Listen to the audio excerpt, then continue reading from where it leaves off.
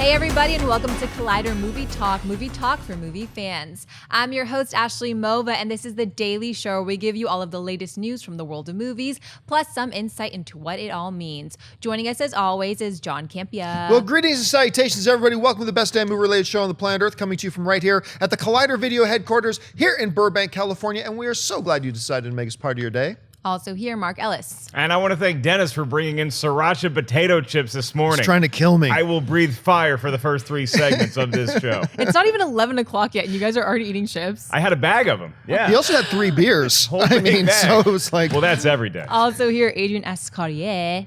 Hi, everybody. That's not the way you pronounce my name, but you know it's close enough. We talked about this before the show. You wanted her to say with it's like Escaria. a... It's Escaria. Escaria. Okay, But she wanted to put like the French I wanted to filmmaker like make thing it like, on you it. know, like judged. Thank you for that, by the way. Well, now, for those who don't know, our friend Adrian here, not only is he's been actually a viewer of Movie Talk for a very long time, he is also a film producer. He's got a new movie coming out, Hitman Agent 47, that we've been talking about. I just talked about the newest trailer last week and how much I actually liked it. And now Adrian's actually come in, sit down, talk about us. But before we get into the stories for the day, we'd be remiss, since we have you here. You've got your new movie, Hitman Agent 47, coming out. What should audiences be looking forward to in this new movie of yours? Well, you know, first and foremost, thanks for having me here. I'm a huge fan of the show, and this is going to be fun for me to actually be sitting with you guys doing this. Not when we're done with you. Yeah, probably the first and last time. Look, excited about the movie. August 21st. I think fans, what the fans of the game can expect is that a film that treats the characters seriously and kind of stays true to the DNA of the character, and the non-fans can go see hopefully a kick-ass action movie. I've seen the finished movie. I just saw it for the first time last week. It delivers. I'm very happy with it. It really is. It's a really good movie, and I think people are going to be surprised by it. You know, I know video game movies have their kind of tough sell that they have to kind of catch up to, but I think we've done a film that feels like a fun summer movie that hopefully will have legs. So I'm excited for people to see it. All right. Well, we'll talk a little bit more about it Absolutely. a little near the end of the show. But Ashley, for now, before we get into anything else, you know, Adrian's not the only guy at the table that has something really big coming out. Oh, thanks, John. This guy. No? No. Not, okay. No. Okay, look. For those of you who don't know, about a year ago, I guess, roughly about a year ago, I started this after show, this Pretty Little Liars after show.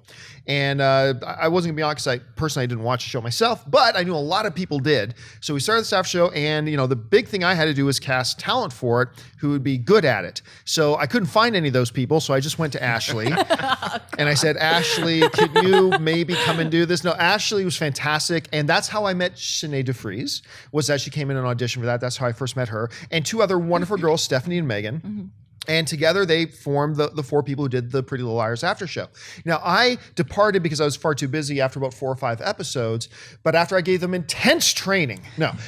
So I left after that, and they kept doing the show, and they built a great online following of their own for the Pretty Little Liars after show.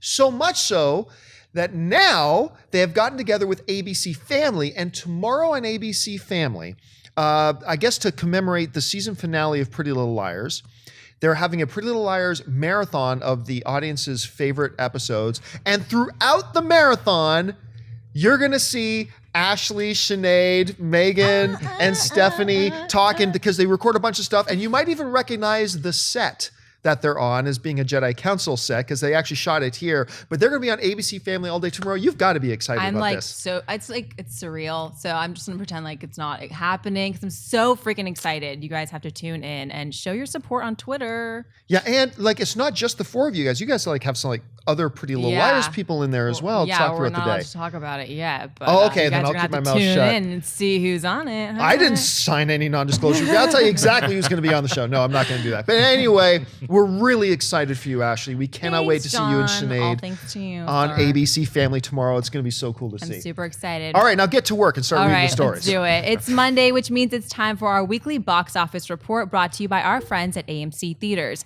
Coming in the #1 spot in an upset for the second week in a row is the Tom Cruise film Mission Impossible Rogue Nation, making $29.4 million in its second week of release and dropping only 47% from its opening weekend. Coming in second place and having having to be considered the biggest box office disappointment of the year is the new Fox film Fantastic Four, which brought in just $26 million, nearly half of its original $40 to $50 million estimate. Coming in the number 3 position is The Gift, which exceeded most Michael Jackson's Thriller. The Gift, which exceeded most expectations with $12.7 million. And fourth is the comedy Vacation, making $9.1 million in its second week of release. And rounding out the top 5 is Marvel's Ant-Man, making $7.8 million in its 4th week of release. John, what stands out to you in this week's box office report? Well, obviously, the biggest story here is The Gift. No. Wouldn't that be great if that was the biggest story? First of all, congratulations. Look, I got to call it like it is. On Friday, we did our box office prediction segment. I whiffed. The only one I got right was Ant-Man in the number 5 spot. Everything else, totally wrong. I had Shaun the Sheep in the top 5. I mean, it was, my bracket was a mess this week. Anyway, that being said, what can we say about Fantastic Four that hasn't been said already? You know what? I still thought people were going to go. And clearly the word of mouth got out so fast and became so viral so quickly that people just kind of avoided it in droves. But The Gift is, all joking aside, a really nice surprise because this movie is getting fantastic reviews. This small little directorial debut, I think it's his debut for Joel Edgerton, who stars in the movie and directs it. Everybody's raving about that film, so it's really cool to see it do well. And, Ant-Man. Look, Ant-Man had the biggest potential to be the first Marvel bomb. Like, who the hell goes to see a movie called Ant-Man? It's ridiculous. I love the movie, whatever. 4 weeks has stayed in the top 5. It probably will drop out of the top 5 with a couple other little films opening up this week, but still very, very positive to see. Anyway, Mark, what stands out to you about the box office? The fact that justice was served at the movies this weekend. I mean, look, this is nice because it legitimizes what we do on a daily basis, that we get to talk movies and tell fans, look, this looks cool, this doesn't look so good. We've seen these movies ahead of time. Fantastic Four, I wanted to love it. I was maybe the last guy off the ship right before I saw the movie. I said, no, look, the trailers look good. But unfortunately, the movie was horrendous, and the box office receipts show that. And people are like, you know what? I'm not going to waste my time seeing this because I've heard so many good things about Mission Impossible Rogue Nation. I'm going to go check that out. Or people who saw it wanted to go see it again. And I love when movies can do that. When a good movie can beat a bad movie at the box office, that's fantastic news. And The Gift and Ricky and the Flash both opened in less than half the theaters of Fantastic Four and still managed to pull in better numbers and obviously better reviews. Or at least if $12 million for The Gift. Okay, then you had $26 million for Fantastic Four. So if you look at all the reviews of The Gift, they were very positive, and that if The Gift had as many theaters as Fantastic Four did, it probably would have been neck and neck with it. That's an amazing feat to me. And Ant-Man is not as known of a property as Fantastic Four. So going into it, so you're like, well, Ant-Man could have had the same trouble Fantastic Four did, but again, the movie was great, the reviews were great, and that's why people want to keep showing up to the theater to see this. So this is great news for me. I'm glad you mentioned, because I can't believe I'm forgetting to mention Mission Impossible. Only takes a 47% drop from week 1 to week 2. And really, it is a great tribute to how fun that movie is. It's a true great summer fun movie, yet smart, well performed, the whole bit. So yeah, kudos to them. Anyway, Adrian, you saw the box office reports. Now, until Hitman is at the number 1 spot, your thoughts about this week's? From your mouth. I was just thinking that the first time I come on this show just happens to be the weekend after Fantastic Four has opened, and I have a movie coming out from Fox. Thanks, guys. Thank you. This is a sabotage happening. It's a hatchet job. Like, can I just skip over Fantastic Four? No, look, obviously Fantastic Four is, a disappointment. I'm sure Fox is very disappointed by it as well. Everyone worked their butts off on that movie. Same people who are working on our movie are working on that movie. So I know people are disappointed, but we'll see what happens in the next few days. What stands out for me is The Gift. Right. Not only because of the thriller that I hadn't even really heard anything about, but at the same time, it's a film from SDX, and it's their kind of the first project. And I think that's going to put that company on the map in a big way.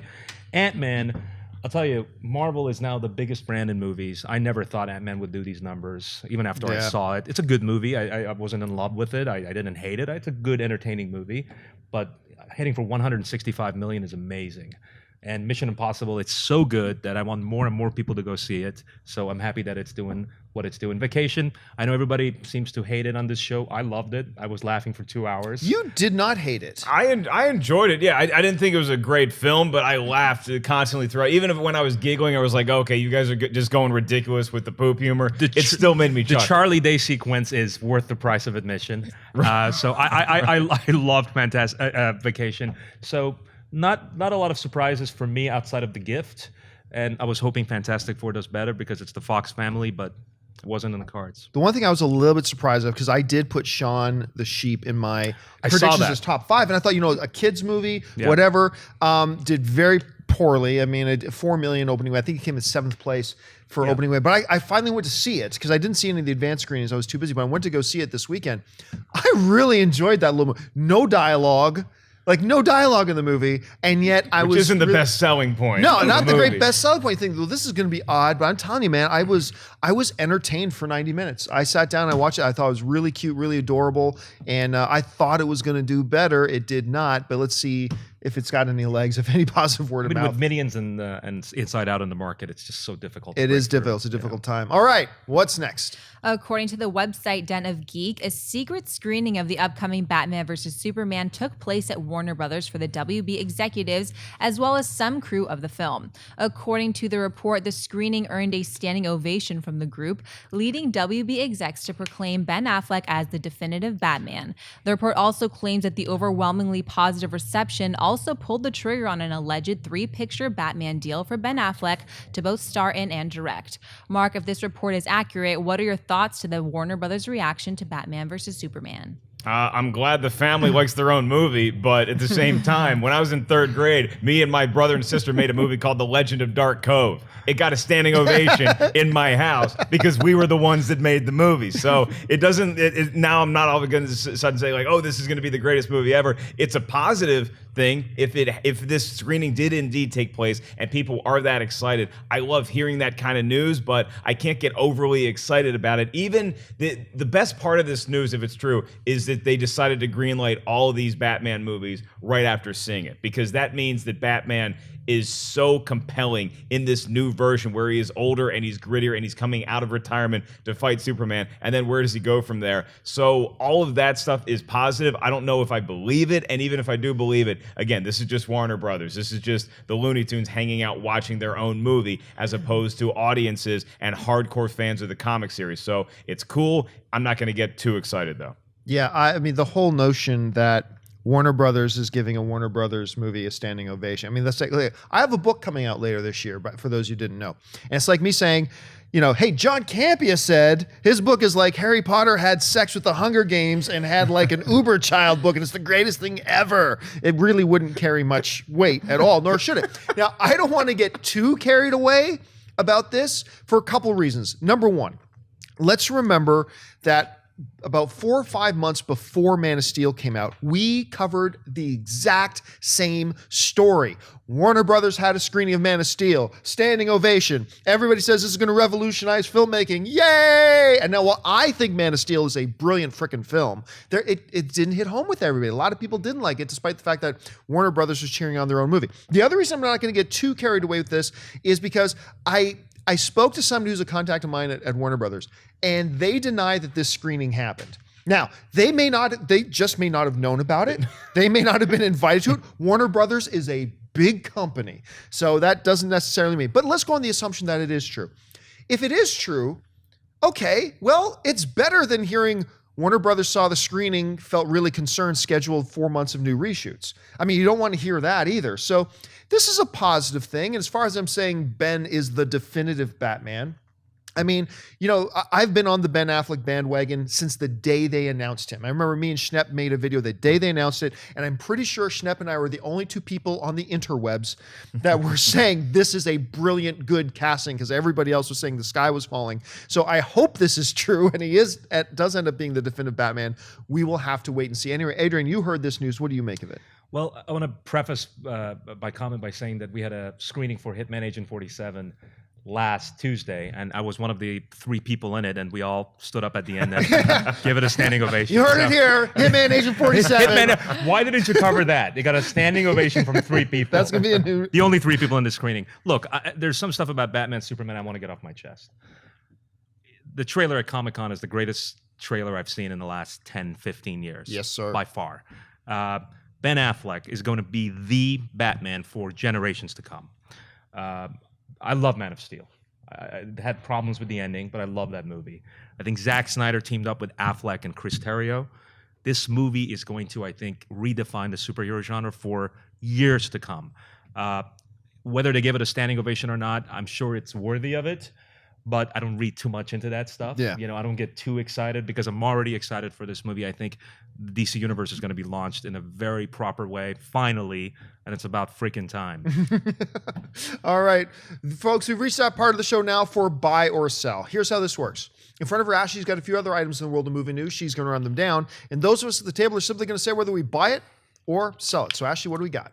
If you're one of the many people out there yearning to hear the words "finish him" on the big screen again, then good news. According to reports, The Conjuring and Furious 7 director James Wan has reportedly signed on to produce Warner Brothers' rebooted Mortal Kombat movie. Not much yet is known about the project, but it is said it will follow a male protagonist who becomes drawn into the interdimensional tournament and who begins to realize his true potential as a result of the experience. Adrian, would you buy or sell the idea of a James Wan-produced Mortal Kombat movie? I would definitely buy it. I have a lot vested in video game movies doing well and becoming the next comic book wave with Hitman and other stuff. And James Wan is such a solid filmmaker, and I think Mortal Kombat just tonally and thematically fits into his wheelhouse. I would say even better than Aquaman. Not to say that he can't do Aquaman justice, but Mortal Kombat is just the right fit for him. So yeah, I'm big buy for me. Yeah, actually, can you say finish him again? Finish him. That's a ringtone right there. All right, now I am also going to buy this. You're right, this fits into his wheelhouse. I would have liked to have heard that he's directing it. That would have been pretty cool, but to have him on board as a producer, because you're right, this sounds like the right fit thematically. Look, all video game movies up to this point have sucked. We're hoping we're heading into a new era with a lot of new video game movies coming out. But that first Mortal Kombat movie, man, it's awful. I mean, it's 7 degrees of awful. Oh, I don't agree with that at all. But it holds such a special place in my heart. I love watching that movie. I've watched that movie about 40 times. I will watch it about 140 more times between now and the day I die. I love that movie so much, but it's terrible. It was good but for I the love time. it. It was good for the time. What about you? I think it's great for all times, Adrian. And I think that Hitman 47 has a huge task ahead of it. And could it be the greatest video game movie of all time, unseating Mortal Kombat in that throne? I have a neighbor that isn't a fan of this Mortal Kombat reboot. So you know what I did? I froze him, then I ripped his spine out. I'm so excited about this movie. And James Wan would be the right guy to have on board. It's so ripe for a cinematic retreatment, but you don't have to go that much differently from what the original film was, where you go to Outworld and you have this interdimensional tournament, and it's like March Madness feel, where you have brackets, and maybe Sub-Zero and Scorpion play bigger roles than they did in the original. I'd like to see that. I'd like to see them harken back to the days of the first Mortal Kombat or the second Mortal Kombat video game and take the source material primarily from there. But I know that the Mortal Kombat franchise in the video game world has extended beyond that. I'd like to start small and start at the beginning, because I think that you can have an entire franchise built around this. Unlike something like Street Fighter, which I don't think should be back on the big screen ever, Mortal Kombat is ripe for a reboot, and James Wan is the right guy to be helming it. Now, here's a question that I have for everybody here too. When you look at the original Mortal Kombat and you hear this description, it says a guy is going to be drawn into this tournament, he's going to realize full potential. Now, we know from the first Mortal Kombat movie that they focused, and that character was Liu Kang, right? But as you watch now, like the web series that Kevin Tatron, is that how you pronounce it? Last name that he put out, Liu Kang was not the focus of that story. Could this Mortal Kombat have that character who's drawn into the internet? Could that be somebody, a character other than Liu Kang? And if so, who do you think it would be? Which way do you think they're going to go? I mean, again, because I'm such a fan of the movie, the fact that you had Liu Kang and Sonya and Johnny Cage were like the three heroes going into it. You can take it a different way. Liu Kang was a great hero to focus on. This, to me, when I read this, it sounds like a character that we haven't seen in the video game, that they might have to go up against other people. I wouldn't go that route. I think it should be somebody that we are familiar with from the source material. It shouldn't shouldn't be Kano, it shouldn't be Melina just sweeping a bunch of people, but it Sweeping should a be bunch of somebody people. that we're familiar with, in my opinion. Which way would you go? I think it's a combination of the two. I think they're going to go with people that the characters that are iconic and the fans know, but also the Machinima series did a lot of good for this property, so I think they're going to take that into consideration as well. So kind of an amalgamation of a both? bunch of things. Yeah, and I'm a huge Sub-Zero fan. That's my guy when it comes to Mortal They Kombat. will definitely have Sub-Zero in this. They can't. It's like not having Snake Eyes in a G.I. Oh, Joe is there movie. any doubt that Right. that Scorpion and Sub-Zero would not be in the film? But you I mean, gotta there's have no you gotta have chance. when they have the masks on too. Like in Mortal Kombat 3 when he didn't have the mask on, he was just like a dude wearing blue. I don't want that. I want the mysterious Sub-Zero. All right, what's next? The 2013 film Hansel and Gretel was met with lukewarm critic and audience reviews. However, the film also made north of $221 million worldwide on a modest $50 million budget. The result was that Paramount was interested in a sequel and tasked the director of the first film, Tommy Wirkola, to develop and write a follow-up. According to reports, the project now seems to have some momentum as commercial director Bruno Avilén has been brought on to direct the sequel. Little is known about the new film, except in a previous interview where Wirkola said the new story would involve voodoo. John, buy or sell Paramount moving forward with the Hansel and Gretel 2? Oddly enough, I'm going to buy this. I am, because was the first film a cinematic masterpiece? No, the first film was not a cinematic masterpiece, but it had some fun to it. It did. If I came out and say, would I recommend this movie or not? I would say no. But it was like the first Underworld to me, that while I wasn't completely thrilled with the first Underworld, they did enough there that made me intrigued and interested for what they could do next. Could they improve upon it, consider on with their take on this mythology and all this kind of stuff? I thought it had elements of fun to it. Now, what was the name? Was it Edward? Was that the name of the ogre? I think, they could have done... Eddie the Ogre? Yeah, Edward the Ogre. I think they really could have done without that character. Be that as it may, I thought some of the action was fun. How do you pronounce Gemma? Gemma Arterton? Arterton? I'll watch her in anything. I'll watch her in absolutely anything. So, yeah, the fact that they seem to be moving forward on it, and listen, you mentioned it in the story. 220 plus million, it more than quadruples the production budget. That opens the door for you to do something new, and here's hoping they have good ideas for it. So for now, I'm tentatively going to buy it. What about you, Adrian? I didn't see the first one. But full disclosure, one of my friends wrote this one, so I'm buying it for that reason. For that reason alone. And when we were in Germany filming Hitman, they had the set for for the first one still standing. So Really? I assume at some point they're going to use it and do the sequel. It's not my kind of movie, but more power to them. Mark. I buy it because I love the promise of what the original one could have been. The fact that Hansel and Gretel grew up to become witch hunters, it's hilarious and it's awesome at the same time to me. The key to this movie is going to be getting Jeremy Renner back and your girl Gemma back. Because if they didn't show up for a sequel to a movie they starred in, it looks real bad and it's not anything that I want to be a part of. That sounds like direct to VOD material to me, where now you're just trying to capitalize on something that made money originally. But the voodoo angle, I'm not like, oh, sweet, finally, we're going to talk about voodoo. But it's something different. It's a new way to take it. So there's enough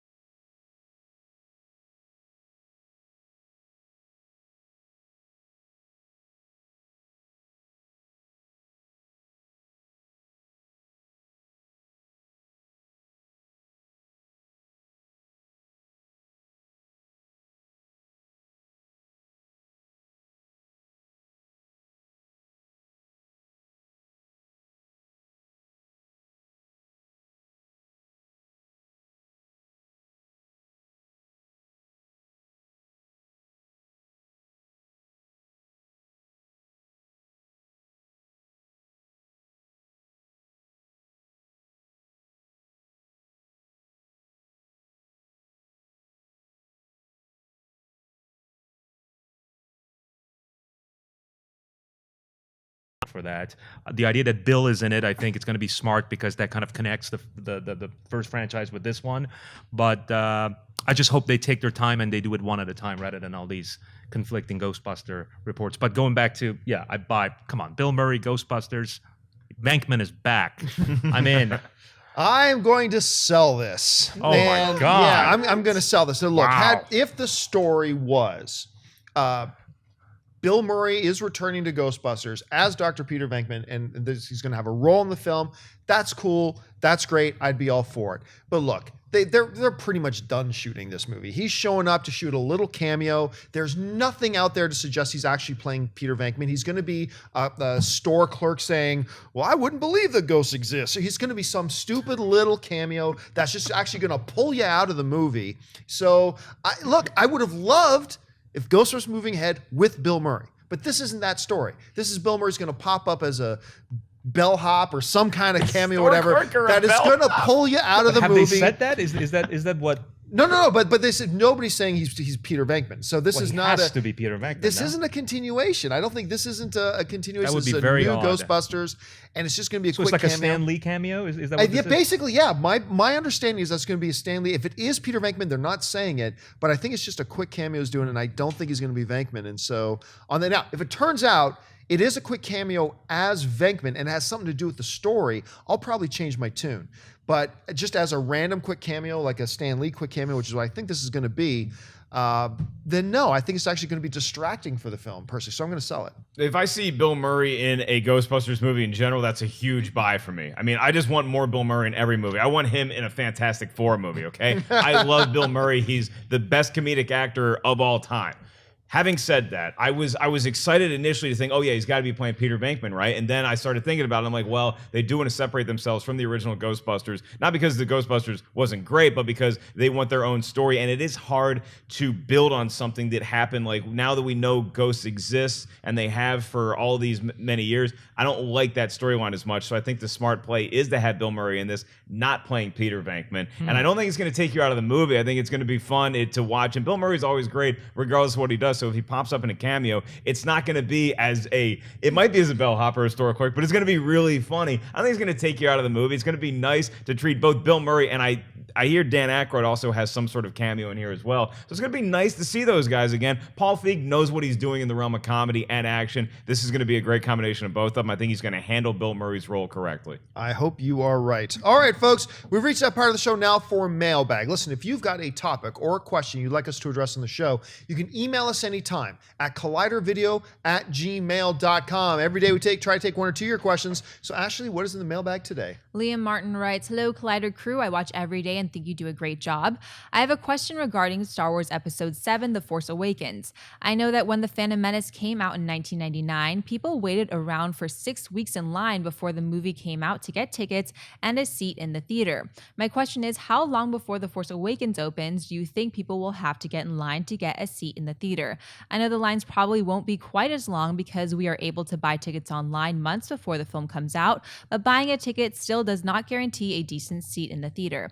Thanks for taking the time to answer my question, and may the Force be with you. Yeah, I mean, I was one of those guys who I did ticket line camp out in Saskatoon, Saskatchewan, Canada, which is a cold place. You see the Aurora Borealis at night, actually. It's very, very far north. Even by Canadian standards, Saskatoon is really far north.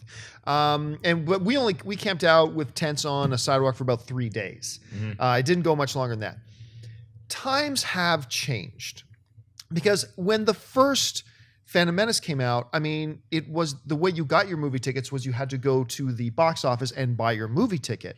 That isn't the case anymore. Now you just hop online, you go to amctheaters.com, you go to Fandango, you go to movietickets.com, you go to any of those sites, and you can buy your tickets online. You don't have to go and get in line. Now, you also raised the issue of, but what if you want a good seat? That's another issue. Movie theaters that don't live in the Stone Ages now have pre-assigned seating, which is what every single freaking movie theater should have. And there's no reason why in today's age, with the most basic of technology, you can't automatically convert to pre-assigned seating. It's stupid. That is one of the big things on the film exhibition industry right now that is just mind-blowing. But The industry is coming around. More and more theaters now have pre-assigned seating. So you can buy your ticket, pick your seats, just like you would if you went to a concert or to a sporting event or just took a freaking flight. You pick your seats in advance. I think that is becoming more the norm. But you're right, we're not there yet. So a lot of people are going to buy their ticket online. And then if it's not in a pre-assigned seating theater, they are going to have to go. Is it going to be 6 weeks? No. You're going to see news stories here and there about the odd hardcore fan who's going to go 4 weeks in advance, but they know it's not just to get the front of the line. They know it's just to say I did it for 4 weeks because you're not going to need to get there 4 weeks in advance to get a good seat. But you are going to see days. You're going to see big lineups for days, not weeks, but you are going to see it for days. And I hope I'm going to be in one place or another where I can take advantage of that and just be part of that to kind of relive the experience. But I don't know, Adrian, did you ever get it, like do an overnight in line for anything? And how do you think it's going to play with this brand new Star Wars? First things first, how do you feel about lack of assigned seating in theaters? I think it's a bad thing. I have actually. I did it for Phantom Menace. Unfortunately, for Phantom Menace, I wasted it on Phantom Menace. Look, I agree with you. I think times have changed. People can readily get access to tickets, and especially with assigned seating. There's no really need for lining up. But Star Wars is all about the fan experience, and I think fans want to line up, and that's part and parcel with what Star Wars is. And they want to line up. They want to enjoy it together. I've always said, I'm not going to go to a premiere if I get invited. I'm not assuming I will get invited. If I get invited, I won't go. I won't go to any press screenings. I want to see Star Wars with the fans. So, yeah, you'll see on major theaters like TLC, Chinese, you're going to see big lines. But I think generally people are just going, what you hear is that record sellouts and maybe internet crashes for the day that the tickets go on sale. But in terms of lines across the country, I don't think so. Some key theaters. Mark? That means I really got to learn how to pronounce your last name when I check in as you at the premiere that I got invited to, because I will go see it every opportunity I get. All the press screenings, the premieres, and yes, I camped out for 3 days to go see Phantom Menace, and I still value that experience. It was so much fun hanging out with my friends and all these other Star Wars fans and getting to see it that first. Even though we had blinders on after watching the movie, it was such a great experience for me. And not every airline lets you pick your seats ahead of time. And if your movie theater runs itself like Southwest Airlines, it's going to get a little competitive when The Force Awakens comes out. So I think you should camp out maybe a day or 2 days early if you have the time to spare. Usually today, it's going to be interesting though, because like it's going to feel like Ticketmaster and a huge music act is coming to town where you log on and you got to get those seats ahead of time, because you're right, you don't want to be scrunched all the way up in the front of the theater watching The Force Awakens. I would recommend sitting closer to the back and in the middle, but have fun with it. Log on 2 weeks in advance and see if you can get tickets yet. So just make sure that you have a mental reminder to do it at the beginning of December. And when December 18th rolls around, you're going to be thankful you did. I had kind of the same experience that you're talking about for Star Wars. When Man of Steel came out, I dedicated myself that I wasn't going to go to any press screenings. I wasn't going to go. I wanted to see the first screening with an audience of fans. So I waited till opening day. Me and my wife, we got our Superman capes. We went down to the AMC Burbank 16 and we watched it there, and I just loved it, had a great time. I would like to say I'm going to do the same for the new Star Wars, but I'd be lying to myself. I've already seen more of the movie than I'm supposed to. So, I mean, I just won't be able to resist. What does that mean? I just won't be able to resist. Is that a scoop? Somebody once asked me. You give it a standing ovation. Move on. Somebody asked me if, hey, John, if you had a chance to go see a half-done, no visual effects, anything at J.J. Abrams' house, would you want to wait for the full experiences? And I said the same thing. I would want to tell you that I have the testicular fortitude that I could hold out and wait to see the full thing, but I wouldn't be able to. I would fold so fast. I would fold so fast because Star Wars is pretty much my life. So, I mean, the first official invite I get to anything, I'm there. I just have to be. And I'll be there opening night too. You should also check in under my name. I will also check in under your name. All right, what's next? Sharon Ritchie writes, "Hey guys, love the show. My question is, why do you guys get excited about how much a movie makes? I notice how you guys say things like, I'm glad so-and-so movie made that much. Why? It's almost like you're happy that the Fat Cat movie studios made $1 billion more, almost like you're rooting for the rich to get richer. The movie made X amount of money, but so what? You don't get anything out of it, so why care?" This actually is reflective of a lot of questions we get. It's like, I will often get asked questions. You guys put a lot of emphasis on box office. It's not our primary emphasis. Our primary emphasis is a movie good or bad, but then probably secondary is box office. And people say, why? It's not that important. if you stop and think about it, it's very important because it's not the dollar amounts in and of themselves. It's about what does the dollar amount tell us? What do those box office results mean? And it doesn't just mean fat cats in the Hollywood studios getting big checks. That's not what we're talking about. We've often said on the show that the bat phone, if you will, between Batman and Commissioner Gordon, or in this case, between movie fans and studios, the one line of communication is our box office dollars. That's how movie studios listen to us. That's how they hear us. That's how we tell them what we like, what we didn't like, what got our attention, what didn't get our attention, what kind of movies are we interested in, what kind of movies are we not interested in. They hear us through the box office. So when a movie like The Gift comes out, we talked about it a little bit earlier with our box office breakdown.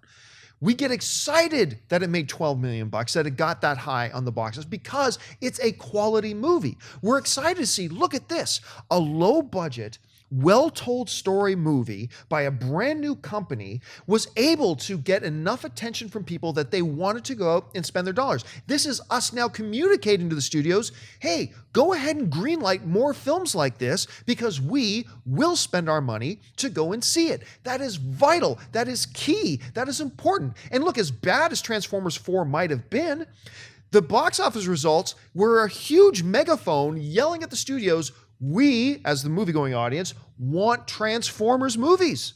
Whether the movie turned out good or bad, that was a clear signal to the studios. We want more Transformers movies because we're interested in the Transformers on the big screen. That's why now Paramount is planning an entire cinematic Transformers universe. And they've got a writer's room with writers like Stephen DeKnight and a whole other cast of guys because the audience sent that message. So don't just look at the box office. We don't look at the box office as, oh, look who gets to roll around in money. That's not the issue.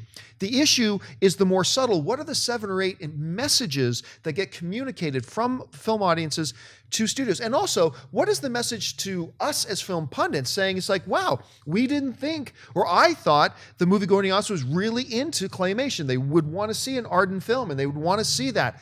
Well, the message that I got now is like, you know what? They aren't all that interested in it. They aren't jumping up and down to run out and see it. So, I mean, there's a lot of subtle, more nuanced messages that get sent through box office results than just what made money. Anyway, Adrian, as a producer, I mean, I'm sure, the meaning of the box office holds a whole other level of meaning for you as well. But how would you respond to a question like this? Well, I mean, I think you really covered it very comprehensively. It is, first and foremost, the audience votes with their pocketbook. And, The Gift is a perfect example. And I think John hit that nail on the head. There's going to be more movies made like The Gift now. STX is on the map in a big way. And that, to me, feels like the kind of movie that they want to continue making. And the only reason that's going to happen is because it came in at, $12 million and it was a success opening weekend. So that's the way I think you should look at box office. The other side of it is that, yes, fat cats like me get to make money and be super rich. No, I wish. But, like, for instance, Hitman needs to be a hit for us to make another one. And that's how we can move on and make another Hitman movie is because, audiences went and saw it. And so, yeah, I never actually looked at the box office the way that the viewer, which is a very good question, by the way, but it's really about the kind of movies that get made and continuing to make movies because the audiences vote with their pocketbook. Mark? Right. And as a fan, I have a lot of self-efficacy when it comes to going to see movies because I even have friends this weekend that were curious about Fantastic Four and just how bad it was, so they paid to see The Gift because they want to support that movie. Then they'll sneak into Fantastic Four because they don't want to give that movie their money. And we at Collider Video do not condone or encourage the practice of sneaking into movies. That's the right play to make. No, but even like you look at it like rooting for a sports team or something like that, where I want the Redskins to win the Super Bowl. If that happens, they're not going to come to my house and thank me for cheering every Sunday. The Baltimore Orioles are going to win the World Series and come take me out for ice cream because I supported that team. But movies, you're right. Maybe if everybody goes to see it, something like Edge of Tomorrow would not have gotten a sequel or even talk about a sequel if fans didn't go see the movie and then tell everybody else to go see the movie because it needs to make money. You have to make money. Every studio has some sort of fat cat and they can swim around their money like Scrooge McDuck. But when you don't give them as much money as you think they're going to have, that sends a huge signal. We're probably not going to get a Fantastic Four sequel now, at least with this incarnation. Maybe the rights go back to Marvel and Marvel can do something else with it. But because the fans spoke so loudly, it actually does make a difference. So keep using that megahorn. Megahorn? Megahorn? What's a megahorn? Megaphone. Did I say megahorn? I said megahorn. I probably said it That's too. a weapon that's going to be in the new Mortal Kombat film coming out. With Sub-Zero. With Sub-Zero. That's his new weapon.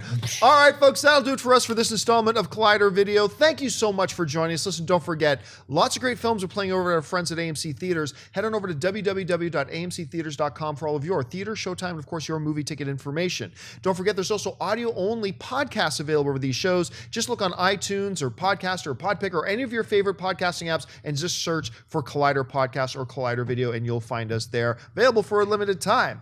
Also, subscribe to this YouTube channel. Click on the subscribe button. That's how you communicate to us that you like what we're doing. Keep up to date on everything going on over here at Collider Video with all our various shows. I want to thank, first of all, people sitting at the table with me. I'm going to start this time on my right.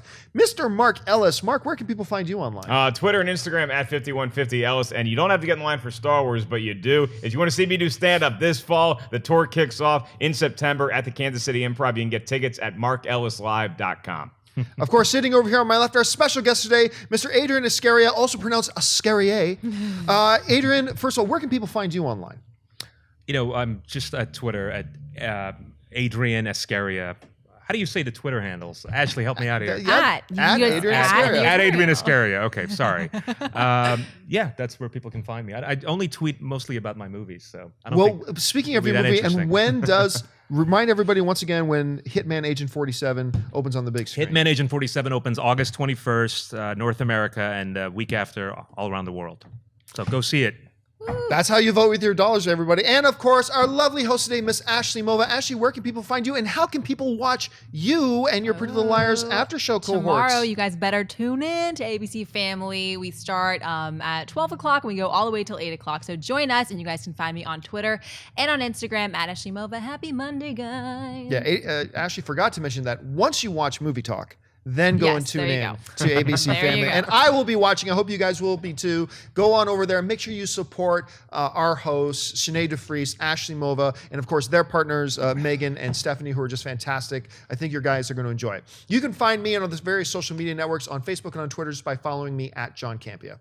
That'll do it for us, guys. Thanks so much for joining us for Collider Video. My name's John Campia, and until next time, bye-bye.